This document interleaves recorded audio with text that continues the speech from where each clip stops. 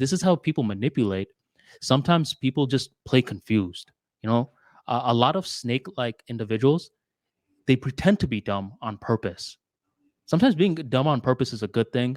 So it's like when you're too smart and you're showing other people how smart you are, they get threatened.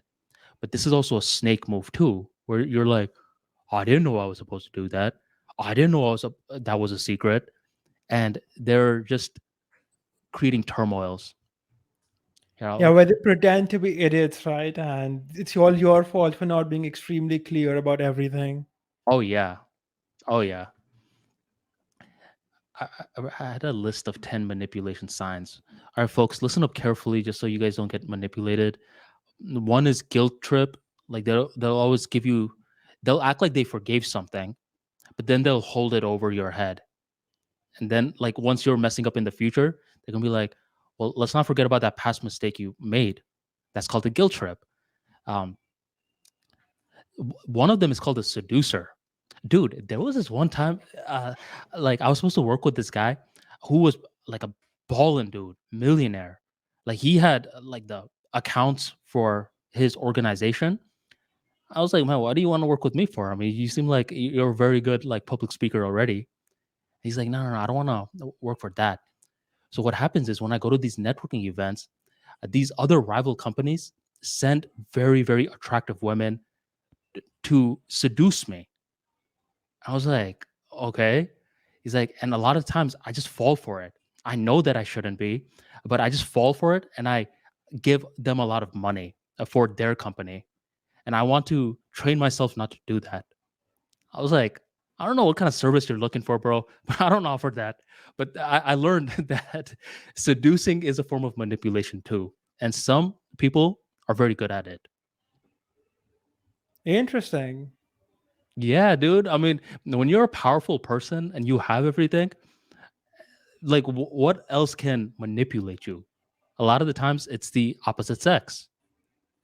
I've heard that a lot of companies and governments would spy on other people or other countries, other politicians by sending out these women to become, intimate with them Hmm. and gain their confidence. And these Mm, people will talk to these women because they think, okay, this is some hooker. What is she going to do about it? right. So that's interesting. This is next level stuff. Yeah, dude. So manipulation comes in all shapes and sizes. It's not just, oh, I got manipulated. That's it. It's like, how did you get manipulated? Just so you know it doesn't happen to you again in the future. So, what's the other reasons for manipulation? The other ones? The gaslighter. Have you ever heard of gaslight effect? It's where you act like the other person is crazy for noticing you being dumb or your thing. Yeah, so there's different variations of that. It's also another form of gaslighting is they'll show you a lot of attention for a while. They'll make you feel like the centerpiece of their world, and once they have you, they suddenly turn cold. So that's another definition of gaslight effect. Another manipulation sign is, oh, look, a bird. So what this means is that they distract you. So let's say, Harsh, I did something very sinister to you. You come and you're confronting me, and then suddenly I just switch to the topic. And you'll see a lot of politicians do this, where they'll get hit with a very sharp question by a reporter, and you're thinking, and how is this politician possibly going to answer that? And what they do is they're answering something, but it's just not the question. They're distracting, they're switching topics, answering that, and the reporter forgets about the initial question. Man, I've seen that a lot. Yeah. I've seen that a lot. I was building this course on body language with a friend of mine, Hmm. and I was looking for the body language of politicians. And you would often find that the guy asking the question asks one thing, but the politician will give some delayed response for 6 7 minutes, Hmm. and by the time the interviewer and the audience forgets what the question was, Right. they just don't remember. The guy just like, distracts you. And they do such a good job on answering a completely different question that the audience is like, well, yeah, there you go. Not knowing that they were just duped. See, think of it like this. Okay, I'll give you an example. Hmm. Let's say if someone says, "Harsh, do you like that person. Okay, let's say, do you like Y person? And I don't want to answer this. And then I say, see, likability is an interesting question. This is what I think about how would you judge whether someone is likable or not? And then you give a big treatise on likability, ethics, etc. And Hmm. then the person forgets what they asked you. Right. And that happens because most people can't focus for more than 6 seconds at a time. So their mind is very prone to distractions. But I think sometimes it's just the interviewer's etiquette being bad, where they're asking a question the person doesn't want to answer. Hmm. And they're forcing them to do this. The guy who is being interviewed, he doesn't want to answer some question which is extremely controversial for no reason. And the Oh, yeah. interviewer is bothering him about it. That's called That's a bait. typically, yeah, where they're trying to bait him. Yeah. Hmm. So this is more of a strategy to not answer the question. I understand why they use it. Like, it's not something I would hate on them for. Sometimes I will hate on them for because it is a fair question. And it's like, I get the questions what you're talking about, or like they're being forced to comment on like drama and stuff like that. But certain times it's a fair question and they can't even answer that. See, sometimes the answer is extremely bad and they don't want to say it, right? If you take a politician, for example, and you ask the politician, what about XYZ thing? And they know the solution they're proposing doesn't work. Hmm. But if they say it, it would become headline news, right? Oh, yeah. One of the best examples of what I'm talking about is when it was a Joe Rogan episode with Tim Pool, Jack Dorsey, and one of the comment filtration people or the lawyers in Twitter. And Shilpa something, right? I think I've seen that one. yeah, dude. And Tim Pool was, in my opinion, asking very strict, pointed questions. And the responses were so vague. And it's just a lot of the times I'm like, you're not answering the question. You're just switching topics, answering something else, and saying, here, I answered your question. And it's like you keep doing that multiple times. Tim Pool can just keep saying so many times, well, you're not necessarily answering my question until that statement, you're not necessarily answering my question, loses its appeal. So that was a very frustrating interview to watch. And a lot of the times I'm like, you can answer this question. It's going to build a lot of trust if you can answer this clearly. And I believe you have the knowledge to answer that. And you not answering it is not good. They So, know what they're doing. yeah. They So, don't want to so answer it because the answer is not the best public relations stuff. But Twitter is being extremely woke and ideological. But it's in their best interest to say that they're not woke and ideological. They're extremely balanced. And when they're confronted, there is no answer they can give you, right? they can't give you an answer, but this is one of those situations where I'm saying it's like a manipulation technique Of course where, it is.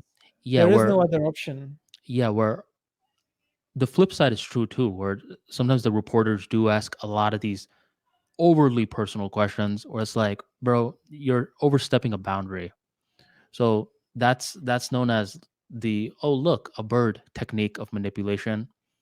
Another one is innocence, where someone seems innocent. Like humans process a lot of information with our eyes.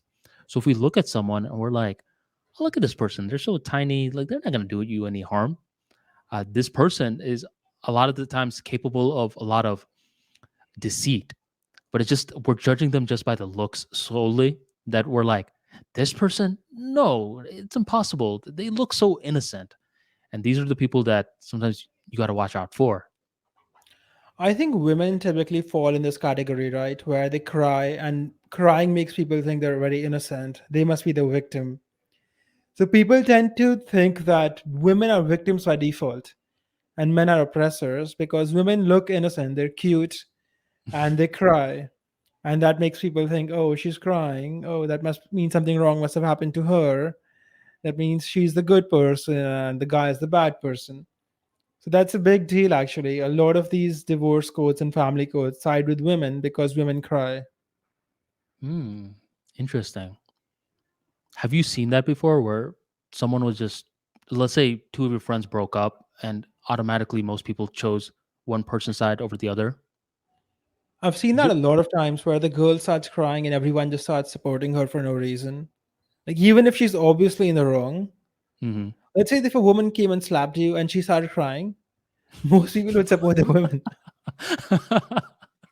He's- I saw this commercial, bro. It was a Indian-based commercial where, uh, like, you probably seen it too. If I once I start describing it, like it's in a crowded bus, and the bus driver suddenly stops very quickly, and the guy bumps into the girl, and the girl turns around as though the guy was trying to harass her, and she slaps him, Yeah, I've right? seen that. I've seen that. And then the guy's just like holding his face, like, and then once again the bus starts going, it stops again, but this time the girl falls back on the guy, and this time the guy slaps her, and it's just like it's just a funny commercial when you watch it. Did you see the second half where the guy slaps her? Yeah, yeah, I've seen it. I've seen it. No, but Is that's that not what I mean. What I mean is that let's say someone's obviously in the wrong, mhm. or they have no legitimacy as a victim, but women will start crying, and a lot of people will give them extra sympathy points just because they're crying. Yeah. Why do you think In that f- is? Oh, go ahead, go ahead. it's just a biological response. You tend to think, okay, children crying means children are hurt, so crying women also means the same thing. And women tend to look more innocent because they're female and they're cuter to us males. So they are perceived as less likely to be perpetrators of a crime and more likely to be the ones who are victims of it. Hmm. Interesting. Well, I mean that's a very good explanation of the innocence manipulation technique. What's next on the list? So I think I just mentioned 10 of them. There's only 10 on the list. I mentioned the 10. You know what's the most common manipulation technique? Hmm. It's sympathy. Hmm. Explain. For example, someone wants you to give them money. They are not going to say, I want the money because of XYZ thing. They're going to act like they need the money a lot and they want you to be extremely sympathetic towards them.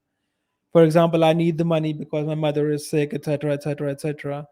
Even though that's not the case. If you have an employee, he's going to say, I need the money for my children's school fees. Right. Even though you're paying it enough to be able to pay the school fees. And it's like if you give them to it once, now the other person is like, well, what about my one? No, you have to give the money to them because there's no other option, right? Who is this guy supposed to go to? So Yeah. if it's a reasonable amount, you have to give it to them. But it's the most common manipulation technique when it comes to getting money. All the charities do the same thing, right? They're like, the kids that are starving in Africa, you have to give money to us so that, they stop starving. Even though no matter how much money you give them, the kids are always starving. Yeah, man. A lot of these charities, like the more you look into it, the more that politics gets involved. A lot of these charity founders, they're using the money for unethical purposes. They're buying themselves stuff rather than taking care of the cause. Where if you're giving to a charity, like you should have some idea of where your money is actually going. Which brings me to another point. Uh, one of the items that I didn't mention from the list was called the shame artist. And this is another way people manipulate a lot. They'll shame you. They'll be like, "Oh, this is really what you think? Oh, I couldn't be me." Now, if it's just one person, it's whatever. But if it's a group of people that's just shaming you, that's manipulation at scale. You probably deal with this a lot, don't you? Where, because I mean, you have very strong beliefs regarding a certain thing that's not really too popular with certain segments of the internet. Like, do you get shamed a lot? You can only get shamed if you don't own what you're saying. Interesting. In the sense that someone calls you misogynistic and you say, no, I'm not a misogynistic, what are you talking about? Then you're going to get shamed.